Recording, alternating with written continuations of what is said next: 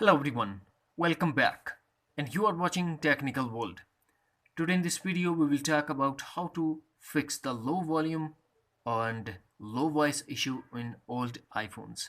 So without any further delay, let's start.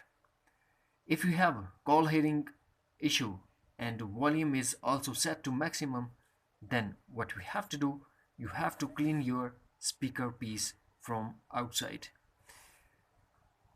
To clean that, you can use the any old toothbrush and also use for a liquid, petrol, nail polish remover and the thinner as well. But don't put these liquid directly on this piece. You have to put first on your surface and take a little bit, then clean it very gently for 2 to 3 minutes or 3 to 5 minutes, like that.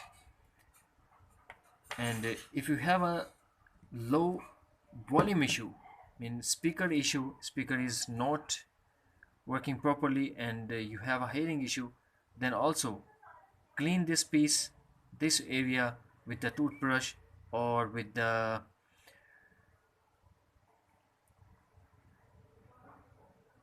cotton buds, soft cotton. You can use also this area of your iPhone and you will get rid of the low volume and low hearing issue.